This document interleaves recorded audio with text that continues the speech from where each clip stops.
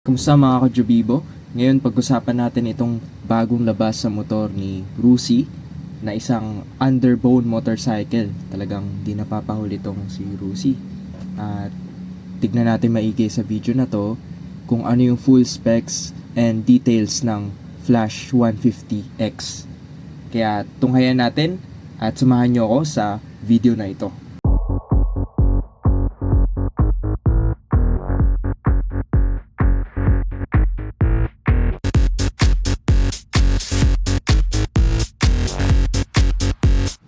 Pag-usapan naman natin itong specs and details ng Flash 150X na bagong motor ni Rusi. So para sa kanyang engine type, meron itong single cylinder, 4-stroke, double overhead cam. Take note, water cooling or liquid cooling na po ito mga kachubibo. And meron itong 4 valves. Para naman sa kanyang engine displacement, around 149.6 cubic centimeter. At para sa kanyang dimensions, ilagay ko na lang dito sa screen. Sa kanya namang net weight or bigat, 118 kilograms. Para sa kanyang max output power, meron itong 16.76 horsepower per 9,500 RPM. Sa kanyang max torque naman, 14.5 Newton meter per 8,000 RPM.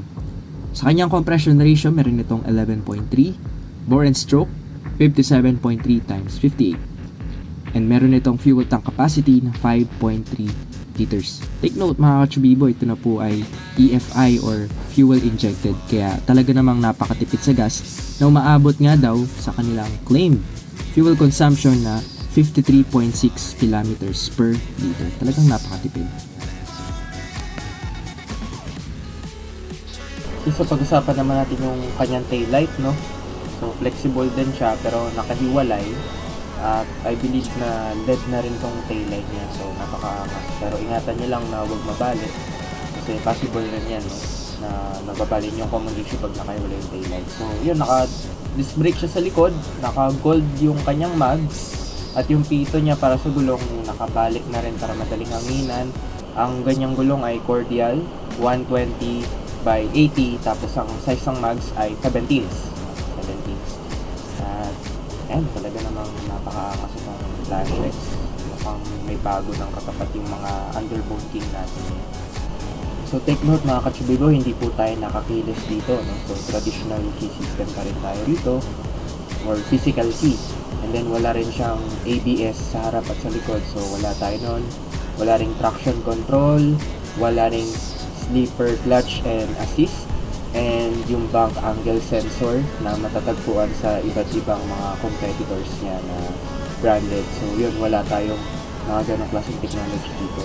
Pero for its price, okay na rin, sulit na rin. Para sa akin, worth mentioning tong mga kanyang key specs, no, na full LED headlights, masabay rin sa kanyang mga competitors. Tapos nagustuhan ko rin yung big front disc brake niya sa harapan niya. Hindi ko lang sure kung 260 or 300mm ito. Maganda rin yung pagkakalagay ng radiator niya, so mukhang premium, and solid din yung front suspension niya. Pero standard fork suspension lang to, hindi to inverted or upside down. And yung sporty muffler niya, maangas rin tingnan. So yun, thumbs up dito. Okay, para sa kanyang price, ilagay ko na lang dito sa ating screen. At dyan nagtatapos yung ating making video, no, about sa Rusi Flash 150. I hope na meron kayo napulot dito sa ating mini vlog. So thank you, God bless, and see you on our next video.